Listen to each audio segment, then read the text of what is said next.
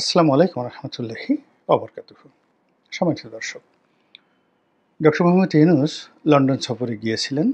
লন্ডনের যে রাজা, মানে ইংল্যান্ডের যে রাজা, তৃতীয় চার্লস, তিনি যখন রাজা হননি, যুবরাজ ছিলেন, সেই সময়টাতে তার একটা এনজিও ছিল। সেই এনজিওগুলো যা হয়, এই বিভিন্ন রকম সলসা তৈরি করে, ফান্ড কালেকশন করে, সারা পৃথিবীতে একটা ব্রিজ তৈরি করে, নেটওয়ার্ক তৈরি করে, এবং তারা বিভিন্ন লোককে ডেকে ডেকে পুরস্কার দেয়। তো এখন সেই সকল পুরস্কার আপনি তো জানেন যে প্রতিটি পুরস্কারের পেছনেই একটা লেনাদেনা থাকে। যেমন দেখা গেল যে উগান্ডার ধলু মিয়াকে একটা পুরস্কার দেয়া হবে। এখন ব্রিটেনের রাজার হাত থেকে একটা পুরস্কার নেবে, ধলু মিয়া এটা নিয়ে মানে উগান্ডাতে গিয়ে ভীষণ রকম বোমা ফাটাবে, ঢোল বাজাবে যে আমি কি আর যেন তেন মানুষ, আমাকে ব্রিটেনের রাজা ডেকে নিয়ে নিজ হাতে পুরস্কার দিয়েছেন, আমি আর এখন ধলু মিয়া নই, ইত্যাদি ইত্যাদি অনেক কিছু। তো এই কারণে ধলু মিয়ারই যে সম্মান বাড়ে, এই জন্য রাজার যে এনজিও, সেই এনজিওকে অনেক সময় ধলু মিয়া দেখা গেল ১০০ কোটি টাকা দিয়ে দিল, ২০০ কোটি টাকা দিয়ে দিল। তো এরকম ইউরোপ এবং আমেরিকার অনেক পুরস্কার আছে, যে পুরস্কারের পিছনে কখনো কখনো হাজার হাজার কোটি টাকার লেনদেন, ব্যবসা বাণিজ্য ইত্যাদি জড়িত। তো যা হোক, এই যে ব্রিটেনের রাজা তৃতীয় চার্লস, তিনি ডক্টর মোহাম্মদ ইউনূসকে যে পুরস্কার দিলেন, কেন দিলেন, কী কারণে দিলেন, কিভাবে দিলেন, কিভাবে ডক্টর মোহাম্মদ ইউনূস এই পুরস্কার পেলেন, কেন পেলেন, এসব নিয়ে আমাদের কোনো আগ্রহ নেই, একেবারে আগ্রহ নেই। এর কারণ হলো যে একজন মানুষের প্রতি আগ্রহ থাকার জন্য যে ধরনের পরিবেশ পরিস্থিতির দরকার, সেটি ডক্টর মোহাম্মদ ইউনূস অনেক আগে নষ্ট করে ফেলেছেন। ফলে এখন তিনি ইংল্যান্ডে গেছেন, যাওয়ার পরে সেখানে ইতিবাচক বিষয়ের চাইতে নেতিবাচক যে বিষয়গুলো, সেই বিষয়গুলো নিয়ে আমরা বেশি আলোচনা করছি। এবং আপনি দেখবেন আমাদের সমাজের অপছন্দের মানুষগুলো যখন বিপদে পড়ে, আমরা ভীষণ রকম খুশি হই। কেউ আছাড় খেলো, কেউ কারো ডায়রিয়া হলো, তারপরে কেউ বা হয়তো দেখা গেল যে পানিতে ডুবে মরে গেল, কারো সারা শরীরে কুষ্ঠ হলো। তো ওই ভদ্রলোক যতই কষ্ট পাক না কেন, কিন্তু যেহেতু আমরা তাদেরকে ঘৃণা করি, অপছন্দ করি, এজন্য তার দুরবস্থাকে নিয়ে আমরা সবসময় উল্লাস প্রকাশ করি। এটা একটা হিউম্যান সাইকোলজি, মানুষের একটা মনোবিজ্ঞানের বা মনোজাগতিকের একটা উপাখ্যান এই বিষয়টি। তো সেই দিক থেকে যেহেতু ডক্টর মোহাম্মদ ইউনূসের জনপ্রিয়তায় ধস নেমেছে, তার সম্পর্কে মানুষের নেতিবাচক চিন্তা প্রবল, ফলে ইংল্যান্ডে তার ভালো ভালো দিক কী হলো না হলো সেই বিষয়ের চাইতে তিনি কোথায় হোঁচট খেয়েছেন, কোথায় ভুল করেছেন, তার জন্য কী কী সম্ভাব্য বিপদ হতে পারে, আপদ হতে পারে, এই বিষয়গুলো নিয়ে বাংলাদেশে খুব বেশি আলোচনা হচ্ছে। তো সেই আলোচনার মধ্যে এখন সবাই বলাবলি করার চেষ্টা করছে দুটো বিষয়, তিনটে বিষয়। ১ নম্বর বিষয় হলো যে টিউলিপ সিদ্দিকী তাকে একটা চিঠি লিখে তাকে আসলে ভীষণ রকম বিপদে ফেলে দিয়েছেন।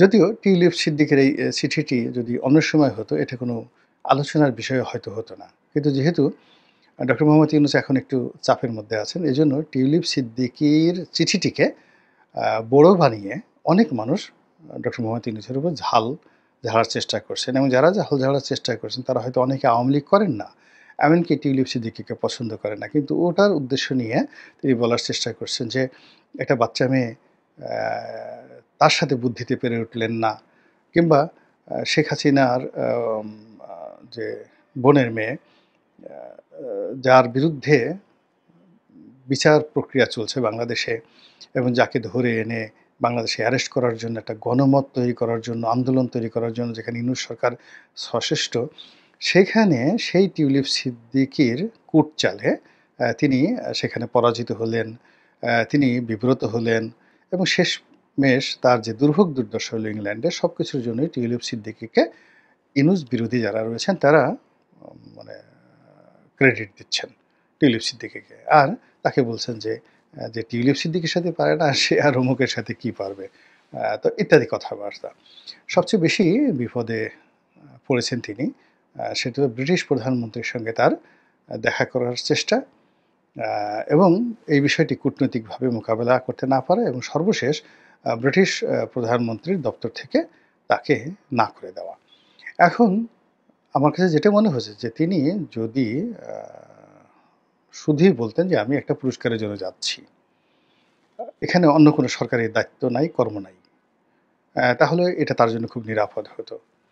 দ্বিতীয়ত তিনি যদি সবকিছু বাদ দিয়ে যদি বলতেন যে আমি আসলে রাজনীতির জন্য ইংল্যান্ডে যাচ্ছি, সেখানে তারেক রহমান সাহেবের সঙ্গে একটা বৈঠকের জন্য যাচ্ছি, আর বৈঠকের এই সময়টির মধ্যেই যেহেতু একটা পুরস্কার হচ্ছে এবং সেখানে আমার নাম আছে, এজন্য আমি খরচটা কমানোর জন্য, রাষ্ট্রীয় খরচটা কমানোর জন্য আমি দুটো প্রোগ্রাম একসাথে রেখেছি এবং ব্রিটিশ সরকারের সাথে আমার কোনো লেনাদেনা নেই। এভাবে যদি তিনি খুব স্ট্রেট এবং ফরওয়ার্ড ওয়েতে কথাগুলো বলতেন, তাহলে আমরা সমালোচনা করার সুযোগ পেতাম না। কিন্তু তিনি যেহেতু পলিটিক্স করেছেন, তার লোকজন যারা আছে তারাও পলিটিক্স করেছে, আর এখন সেই পলিটিক্সের একেবারে যাকে বলা হয় বলির পাঠা হয়ে পড়েছেন তিনি এবং তার যারা লোকজন তারা সবাই।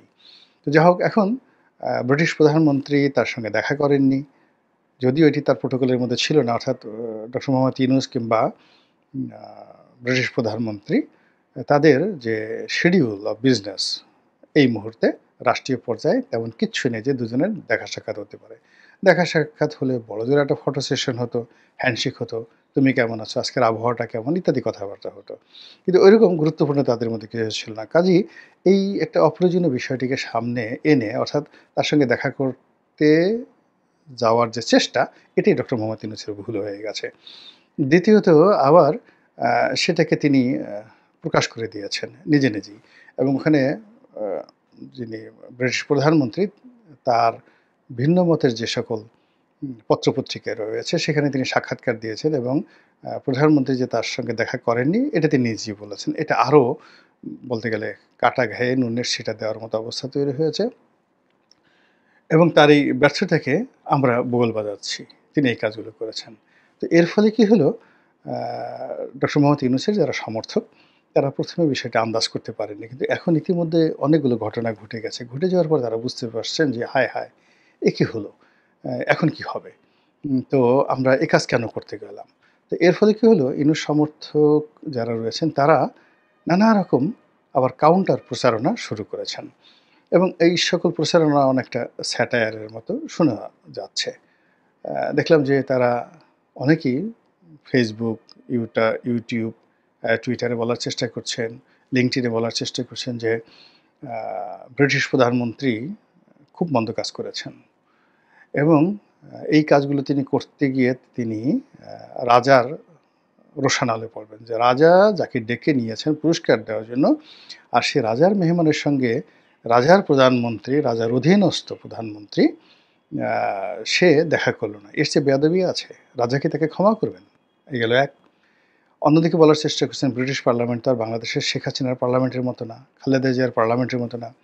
সেখানে এটা নিয়ে ভীষণ বিতর্ক হবে, এবং সমস্ত বিরোধী দলীয় সংসদ সদস্য থেকে শুরু করে এমনকি লেবার পার্টি যারা সংসদ সদস্য তারা ডক্টর মোহাম্মদ ইউনূসের পক্ষে দাঁড়িয়ে যাবেন, এবং তারা একজন বাংলাদেশের স্বনামধন্য ব্যক্তি, প্রধানমন্ত্রীর পদমর্যাদার একজন কর্তা এবং বিশ্বনন্দিত 3-0 থিওরির প্রবক্তা, নোবেল লরিয়েট ডক্টর মোহাম্মদ ইউনূসকে ইংল্যান্ডের মাটিতে এইভাবে অপমান করে ব্রিটিশ জাতির যে সৌজন্যবোধ, জ্ঞান, বুদ্ধি এগুলোর প্রতি মানুষের অনাস্থা যে তৈরি করেছেন বর্তমান ব্রিটিশ প্রধানমন্ত্রী, এর জবাবদিহি তাকে করতে হবে। এমনকি এজন্য যদি পার্লামেন্টে ভোটাভুটি হয় এবং পার্লামেন্ট সদস্যরা যদি ডক্টর মোহাম্মদ ইউনূসের পক্ষে ভোট দেয়, এবং এখন যিনি প্রধানমন্ত্রী রয়েছেন মিস্টার স্টারমার তাকে পদচ্যুত করে, এটা ব্রিটেনে অস্বাভাবিক কোনো বিষয় না। এরকম অহরহ অনেক প্রধানমন্ত্রী চলে যায়, যেভাবে ডেভিড ক্যামেরন গেছেন,